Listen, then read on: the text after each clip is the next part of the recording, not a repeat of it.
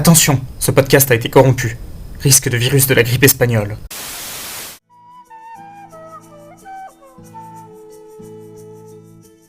Ce chapitre commence comme une blague car Bella et Edward sont dans une voiture. En vrai, si Bella était un croque-monsieur, je sais pas si j'ai... Ouais, bah tout ce côté BDSM du coup que j'ai pas du tout noté, mais c'est vrai que maintenant que vous en parlez... Puis son consentement, pourquoi en fait? Pour qu'il la bute. Franchement, Bella, c'est un bébé et lui, c'est un connard. Il est horrible. Il est infect, Il est j'ai horrible. envie de vomir. Je suis trop innocent. Il n'y a pas de scène de cul dans Twilight.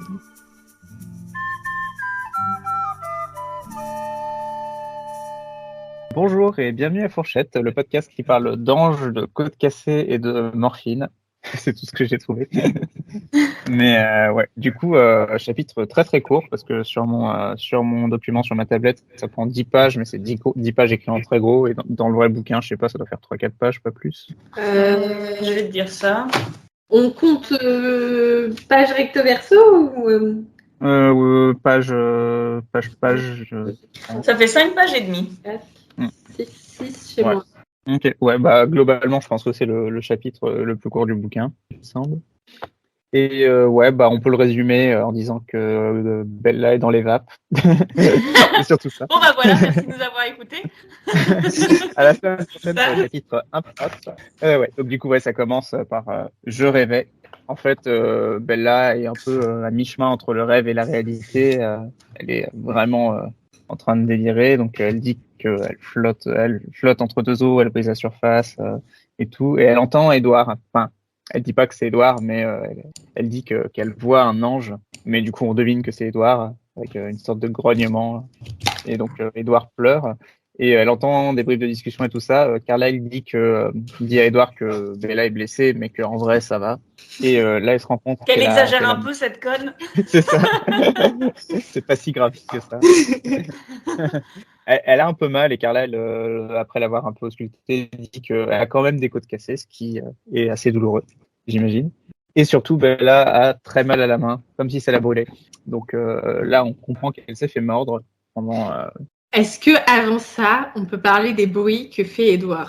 Parce qu'il y a 2 points de vocabulaire. Pour commencer, il y a derrière cette musique si ardemment désirée retentissait un tumulte affreux que mon esprit tentait de fuir. Une base rageuse qui grommelait, un craquement repoussé, une mélopée aiguë qui s'interrompait brusquement. Je sais pas, je pensais que c'était la voix d'Edward, la mélopée, mais apparemment non. Donc déjà pour le point vocabulaire, une mélopée, c'est un air ou un chant monotone et triste. Je trouve ce mot super beau, mélopée. Mais C'est très joli. Ça peut-être traduit quel quoi? délire en fait. Ouais, bah globalement, j'ai l'impression que tout est écrit de façon un peu confuse, mais c'est logique vu que c'est un peu un état de rêve bizarre. Alors juste avant, par contre, tu sais, donc on commence le chapitre, je rêvais, etc. Donc elle décrit voilà, qu'elle est dans les vapes, qu'elle a mal et tout. Et elle dit alors je compris que j'étais morte. Ah oui, Et là, genre, ça non mais aussi. j'ai écrit non mais tout de suite. Même quand elle est dans les vapes, elle est émo, quoi, c'est terrible. Je l'ai surligné aussi. Et du coup, mélopée, c'est une tradition de Kinning. Bah, c'est pas sur Word of Reference. Ah si. Ray Kinning, je ne sais pas ce que c'est. Il n'y a pas Kinning. C'est peut-être les bruits de l'hôpital. Je me dis, genre, le bip Elle n'est bip pas à aigu. l'hôpital encore. Elle est pas encore. Ah oui, non. Elle n'est pas du tout à l'hôpital. donc, J'anticipe. T'as hâte de passer à autre chose. Est-ce que c'est Kinning Sound? Parce qu'apparemment, Kinning, ça n'existe pas en nom. Je sais pas ce que ça veut dire. Ça va être aussi courant que mélopée. Ouais, mais mélopée, tu le trouves dans le dictionnaire, là. Ici, je le trouve pas dans le dictionnaire, donc... Comment t'écris? K-E-E-N-I-N-G. The action of wailing in grief for a dead person. Ah, tu trouves ça dans quel dictionnaire? J'ai tapé dans Oxford Languages. J'ai tapé kinning, meaning, vif, ils disent en français. Mais en gros, Une litanie, quoi. Moi, j'ai trouvé dans un dictionnaire The act of a person who kills. Super non utile, mais merci tu le sais quoi, dictionnaire. ça me fait penser au même du mec qui pleure et il est juste genre.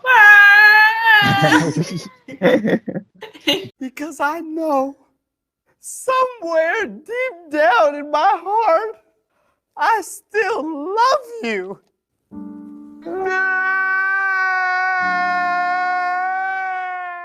Non, mais c'est ça. Je pense que c'est ça. En vrai, mélopée, c'est une bonne traduction, mais j'aime bien le mot mélopée. Mais c'est pas ça qui est drôle. C'est le ululement de rage qui te fait Exactement. rire. Alors, parce que, quoi, j'imagine, si Skinning, c'est le cri de lamentation, ça doit être Edward aussi. Mais, donc en anglais, c'est howl, H-O-W-L, qui se traduit en français Grognement. plutôt par hurlement. Ouais, c'est genre comme les loups. C'est ça. Mugissement, à la limite. Il a dit « Eh oh, c'est une bête de la forêt, tu vas pas me faire yesh hein. Bref, ululement, déjà ululement sans H, ça me paraît très bizarre parce que, mais apparemment ça existe. » Et c'est parce qu'il l'a foutu à où. C'est ça. Et apparemment c'est la graphie recommandée en tout cas par mon dictionnaire, mais ça représente que 17% de l'usage. Et j'adore le dictionnaire que j'ai utilisé, ululement, action de ululer. Non, mais Et du coup, ululer, en gros, c'est le bruit des rapaces nocturnes, donc hibou, chouette. Je vais vous envoyer... Ah non, est-ce que je l'ai fermé? Non, je vais pouvoir vous l'envoyer. ululement son. Oh là là, ça va être un grand moment. Oui, bah c'est exactement ce que tu me dis ululement, je pense exactement ça. Je vois bien Edouard être là. De rage en plus.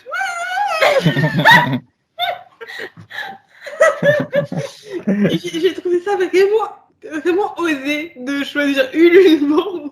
Après, c'est beau comme mot, mais je vois. Oui, mais ça n'a rien à voir. Je suis en train de voir Edouard qui se prend pour une chouette. Très mignon, une chouette d'ailleurs. Je vois l'image de la vidéo que t'as envoyée, c'est adorable. C'est ça. Mais après, c'est osé comme choix de traduction. Mais je suis pas contre, je suis pas sûre d'être pour non plus. Tu peux continuer. Bah ouais, en vrai ça enchaîne bien parce que du coup j'allais dire que pour une fois on voit Edouard qui a des émotions et des émotions qui ne sont pas la colère ou la connerie. Et là il a vraiment l'air dévasté, il pleure beaucoup. Il y a une phrase qui dit Bella non, oh par pitié non. Oui, j'ai noté Edouard est touchant. Ça m'a fait bizarre d'écrire ça. Mais ouais, j'avais vraiment de la peine pour lui. Sérieux? Ouais. En vrai touchant, je sais pas si j'irai jusque là, mais en tout cas on le voit qui est mal quoi. Qui est désespéré quoi. Mm. Et il ulule, tu imagines? Ouais. Moi, je sais. Alors, il m'a touché, mais plutôt vers la fin du chapitre. Parce que là, c'est émo Edouard, comme on le connaît depuis le départ. Bah, moi, c'est l'inverse. À la fois, il m'a saoulé. Mais allez, on avance. Du coup, on comprend que Bella s'est fait mordre, donc ça craint. Et Carla, elle dit à Edouard que si on veut la sauver, il faut absolument qu'il la transforme en vampire. Et Edouard refuse parce que du coup, il n'a pas envie. Je sais plus si on en avait déjà parlé de pourquoi il veut pas transformer les gens en vampires ou si c'est dans les autres bouquins. Si on en parle après, dans le chapitre d'après. Ouais. Bah, en tout cas, il veut pas. Il refuse catégoriquement. Et puis Carla, il dit qu'il a une autre idée qui peut peut-être fonctionner. Il faut sucer le venin de la plaie de Bella. Et bon. Mais en plus, il la transformée en vampire. Il pourrait juste ne rien faire. Et elle se transformerait en vampire. Mais il veut pas que ça lui arrive. C'est ça. Mais parce qu'on dirait que le choix, c'est où tu lui enlèves le venin ou tu la transformes en vampire. Non, c'est où tu lui enlèves le venin ou tu fais rien. Oui, mais le choix, c'est soit tu la laisses se transformer en vampire, soit tu arrêtes le processus. C'est ça, mais ça n'a pas l'air d'être présenté comme... Bref. Moi, je sais pas... À partir du moment où il y a Bella qui crie « Le feu, arrêtez le feu !» j'ai eu la chanson « Allumer le feu » dans la tête. Moi aussi, ça m'a traversé.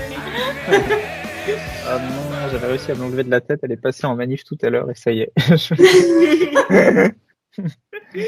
Mais en plus, la pauvre, elle est là, demi-consciente, à dire que sa main brûle et personne l'écoute. Genre, il faut qu'elle le dise 4-5 fois avant que Carla, il dise « Oh non, elle a été mordue sur la main !»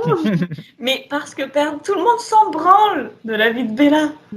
C'est vrai. Et je pense que ce moment est parfait pour vous présenter un extrait du guide de tous les secrets de la saga Twilight, le guide officiel illustré, qui a qui contient en gros une grosse interview de Stephanie Meyer, où on lui pose plusieurs questions, et notamment, il y en a plein, genre quand Edward avale un morceau de pizza dans Fascination, que devient cette nourriture? Pourquoi dans Fascination, la fenêtre de Bella s'ouvre-t-elle aussi facilement? Il faut qu'on fasse un hors-série juste là-dessus, mais là il y a une question en On particulier. peut avoir la réponse sur le morceau de pizza, ça m'intrigue. Attends que c'est ton cadeau.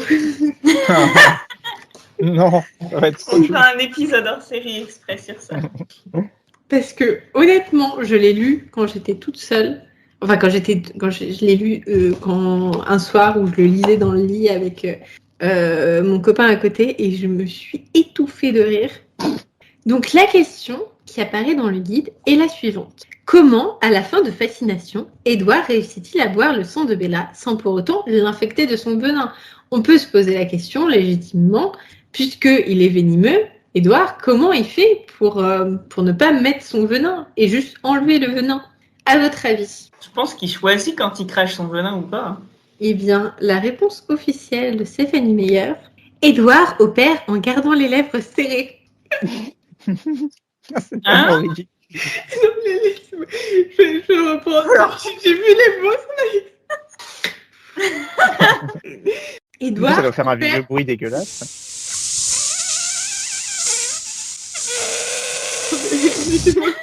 Laisse-la finir, elle a déjà du mal. Pardon. Edward opère en gardant les lèvres serrées, comme s'il se servait d'une paille. Eh ben, Bella le Capricone. Tout est lié. Exactement, j'y ai tellement pensé. À aucun instant, sa salive n'entre en contact avec le sang de Bella. C'est impossible. Il se sert d'une paille. Enfin, il se sert pas d'une paille, mais il fait comme s'il se servait d'une paille. Et le fait que ce soit la réponse officielle, ça m'achève. Voilà. Alors que ma réponse de il choisit de quand il crache son venin ou pas, parce qu'en fait, sa salive, ça veut dire que s'il embrasse Bella alors qu'elle a un aft, elle devient une vampire. Enfin, c'est débile. Oui, c'est vrai. C'est vrai que. Ah non, mais ça n'a aucun sens, cherchez pas. Hein. Ma Mais théorie, le fait que ce soit la réponse officielle, ma théorie est mieux. eh ben, ce n'est pas la réponse officielle. La vraie réponse, c'est qu'il fait comme une paille. Mais là, le Capricone, encore et toujours, va falloir qu'on fasse un montage avec la tête de Bella. Enfin bref, du coup, il boit le sang de Bella comme s'il aspirait avec une paille. Et il fait ça, elle a mal. Mais globalement, elle a mal dans tout le chapitre, donc ça change pas trop. Et elle commence à avoir moins mal. Et Edward, Carlyle demande à Edward si ça se passe bien. Il dit oui, j'ai réussi à boire tout le venin et je commence à sentir le goût de la morphine. Ce qui me fait me poser la question pourquoi ils lui en ont pas donné dès le début du chapitre pour pas qu'elle ait trop mal. Mais bon. Et moi, j'ai aussi une autre question parce que tu vois, j'ai pas tout compris parce qu'il y a Carlyle qui demande à Edward de sucer le sang. Parce que Edward, il est là, non, mais tu veux pas le faire, Carlyle, parce que moi, je suis pas sûre de pouvoir m'arrêter parce que Carlyle arrive vachement mieux à gérer le contact avec le sang que les autres. Et Carlyle dit non, je dois bloquer l'hémorragie à la jambe, mais pendant que Edward est en train de sucer le sang de sa main, et ben en fait, Carlyle est au niveau de sa tête, genre il lui tient la tête pour que... Je croyais que c'était l'hémorragie à la tête qui devait arrêter. Je dois m'occuper de On peut stopper avoir cette une hémorragie, hémorragie surtout à la si- tête, mais tu peux pas faire de garrot à une tête. Il tripotait sur les De toute façon, ça n'a aucun sens parce que pour stopper une hémorragie, je suis désolée, t'as pas besoin d'avoir fait 12 ans d'études. Tu peux dire à Edouard, compresse la plaie pendant que je m'occupe du sang, quoi.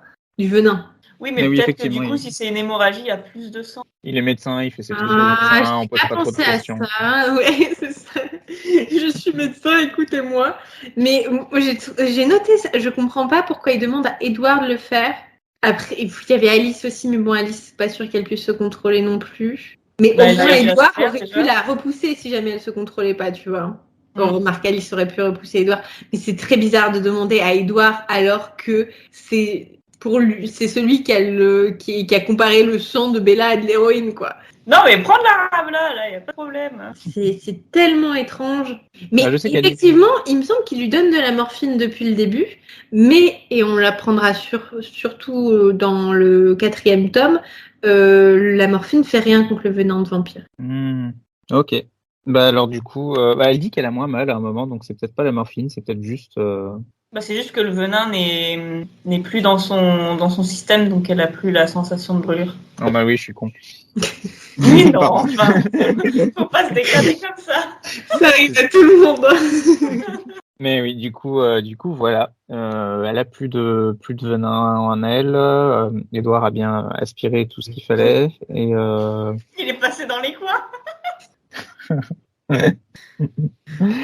et ouais, du coup, Édouard lui dit enfin, il lui avait déjà dit, mais là, on a une petite interaction où elle lui dit merci Édouard et il lui répond je t'aime. Elle répond je sais.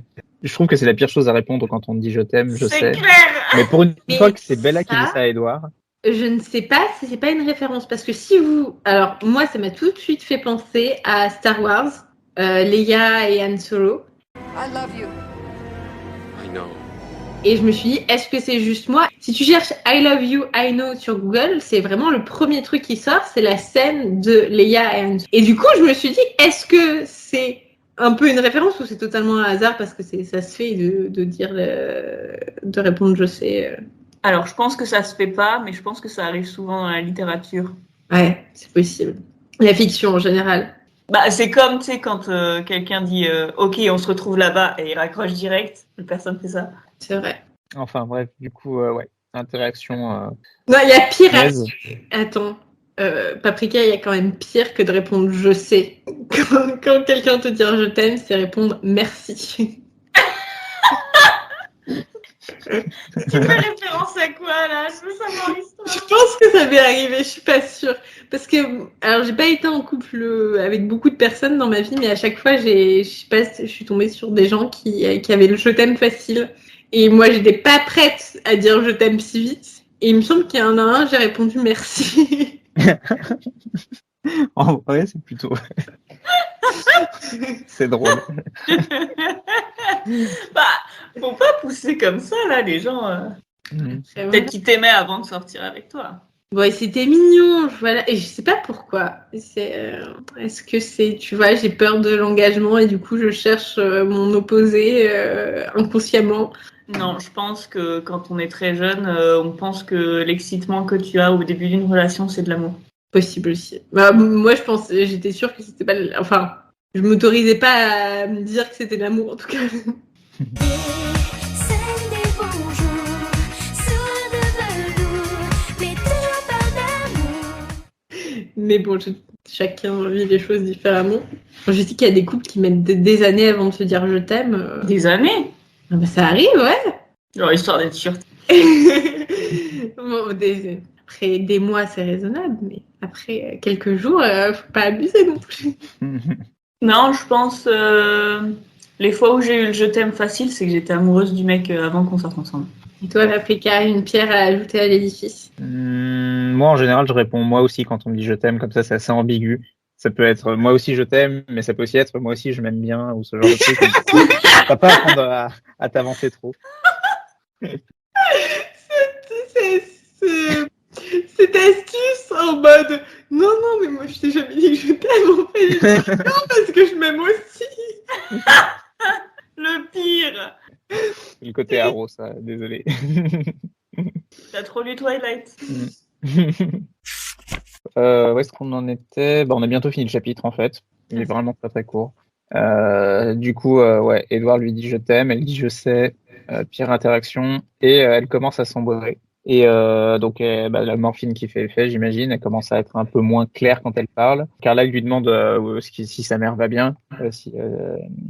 Donc du coup, Bella répond que c'était juste un prank et que James, il n'avait jamais impliqué sa mère. Donc voilà. Et aussi, elle dit à Alice que James la connaissait. Elle commence à révéler un peu. Je viens de réaliser ce que t'as dit, c'était juste un prank. Je comprenais pas. J'attendais une réaction et rien n'est arrivé.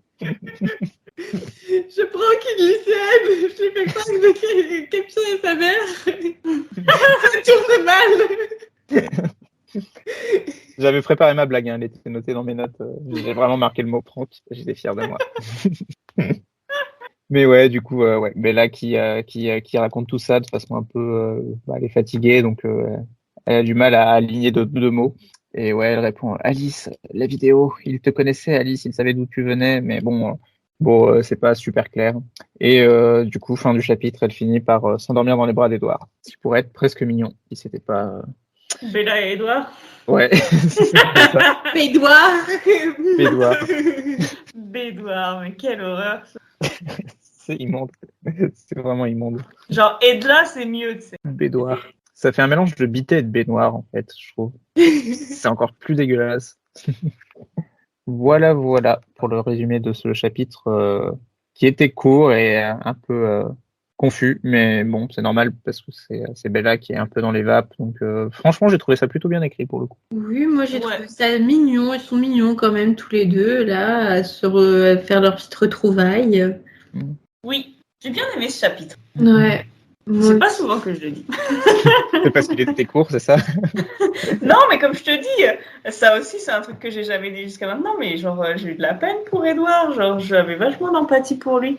En vrai, je sais pas, je le déteste tellement, tu vois, je me dis que cette réaction, c'est exactement la réaction qu'il aurait pu avoir s'il a vu quelqu'un availler sa voiture ou un truc comme ça. Du coup, j'ai vraiment du mal à Abuse pas. tu le vois ululer devant sa voiture. Ululer de rage.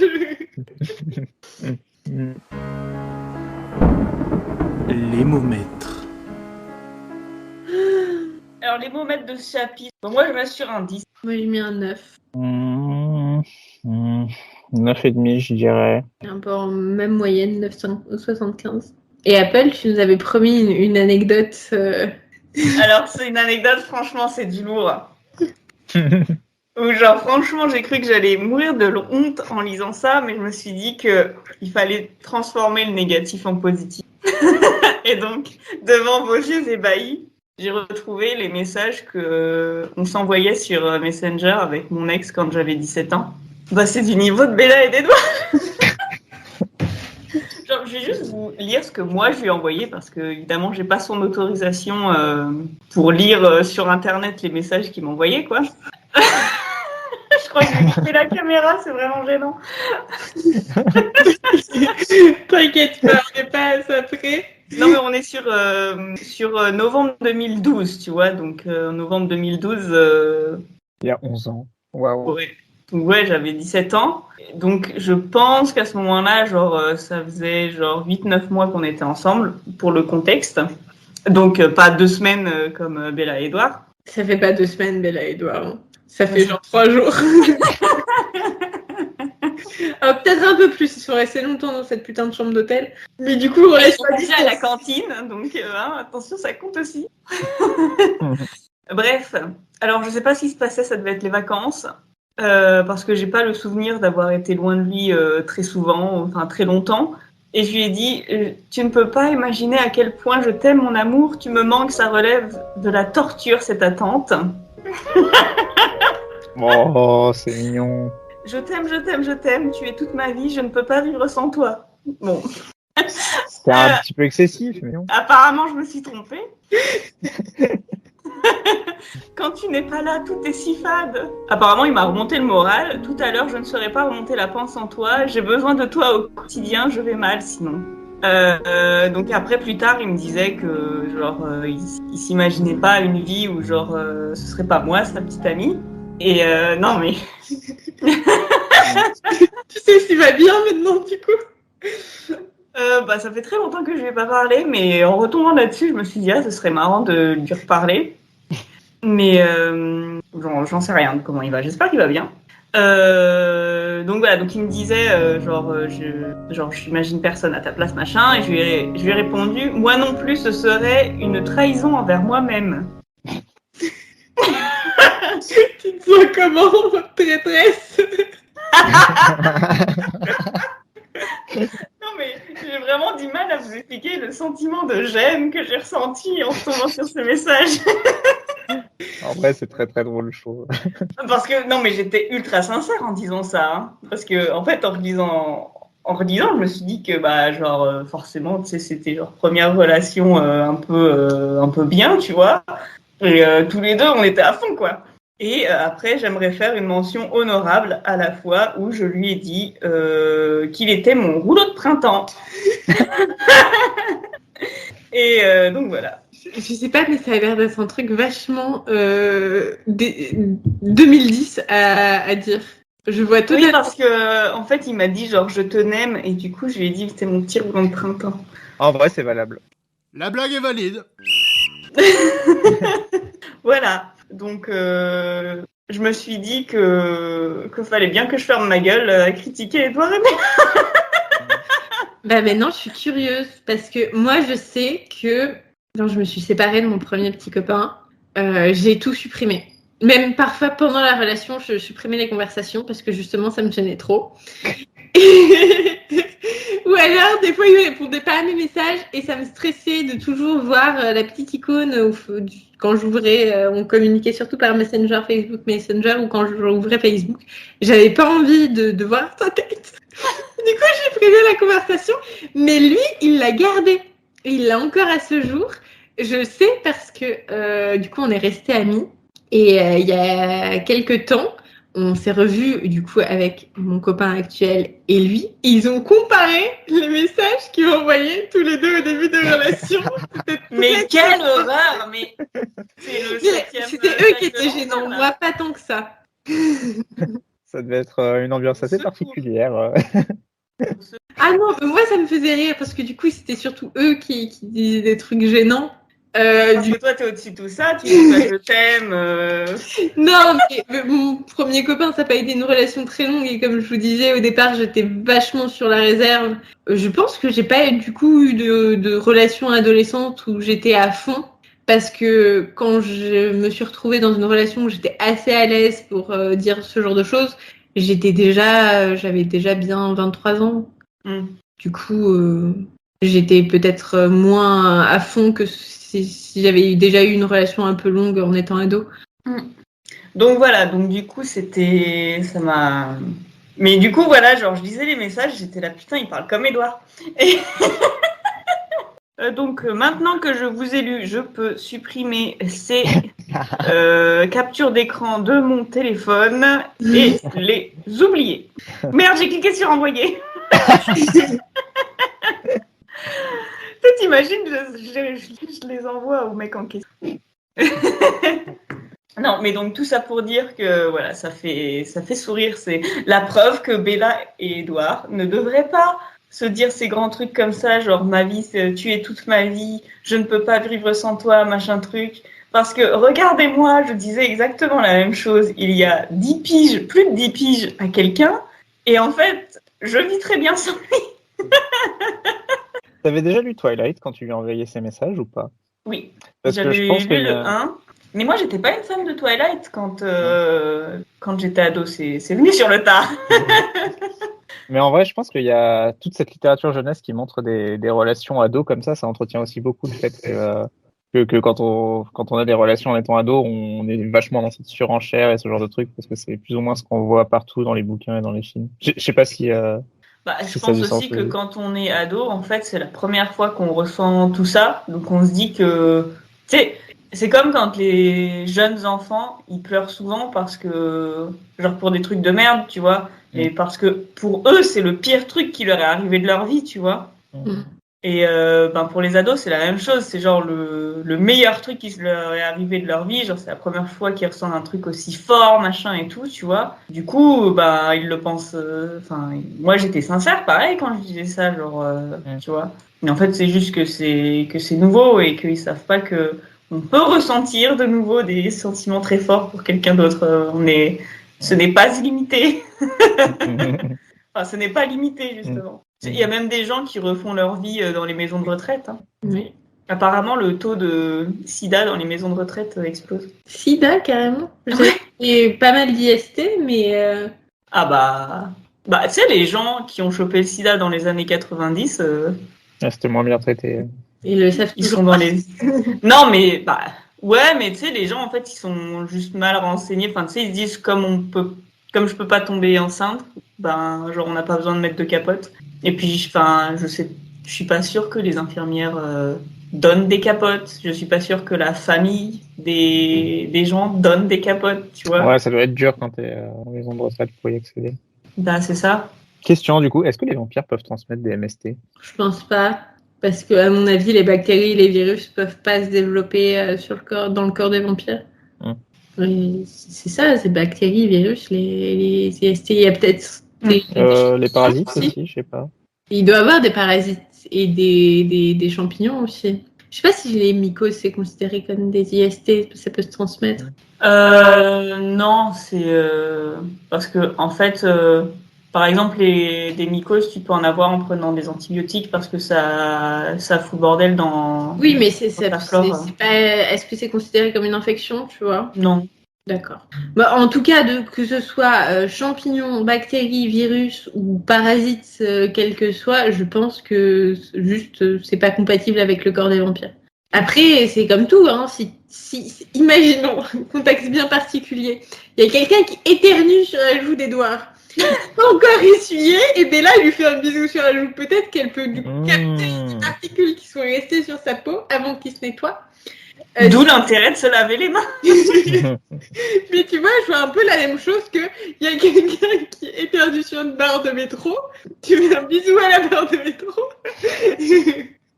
Voilà, Edouard est une barre de métro. La barre de métro ne développera pas de maladie elle-même, mais peut-être qu'elle peut être porteuse de substances qui résistent à l'air libre. Bah, on reste sur le fait que Edouard est une pierre, donc Oui, c'est un gros caillou. un rocher. J'ai essayé de chercher les premiers messages que j'ai échangés avec mon mec pour voir si, à défaut d'avoir des trucs gênants à moi, il y avait peut-être quelques trucs gênants à lui. Ah, tu veux lui taper la fiche? Non, mais Mais il se trouve que Messenger bug et on échangeait aussi beaucoup par WhatsApp à cette époque-là et les messages WhatsApp, vu qu'on a changé de portable et tout, ils ont tous été perdus. tu sais quoi? Moi, ma relation, elle est tellement vieille qu'il n'y avait même pas WhatsApp à l'époque. En tout cas, on n'utilisait pas. Ouais. C'était SMS et Messenger. C'est dingue quand même. Ah, je me sens vieille. Bon, du coup, on a parlé de notre vie, mais ça fait toujours le podcast, un des épisodes le plus court. Avec le temps qui vient. Ça sera plus facile à monter. Ouais, on en enlèvera moins, puis ça devrait s'équilibrer, je pense. Oui, et puis vu ce qui nous attend, celui d'après. Mm. Bon, est-ce que sur ces bonnes paroles, on conclut? Est-ce qu'il y a un mot de la fin? Je sais pas si vous avez des choses à rajouter, sinon. Non. Ok, eh ben, merci beaucoup de nous avoir écoutés pour ce chapitre court, mais court. Je veux pas dire que c'était intense. Bah, si, c'était intense, quand même. En vrai, si, on a eu des émotions. Edouard lui a dit qu'il l'aimait. J'aime bien, c'est ça, on a eu des émotions fortes, on a eu telle ou telle émotion, on a eu des émotions. C'est déjà bien venant d'Edouard. On a ressenti des choses. En tout cas, on espère que ça vous a plu et puis on vous dit à la semaine prochaine pour le chapitre, pour le podcast sur le chapitre Impasse. À la semaine prochaine. Bye. À bientôt. Générique et identité visuelle par Paprika. Montage et mixage audio par Apple. Gestion des réseaux sociaux par Fraise. N'hésitez pas à nous suivre.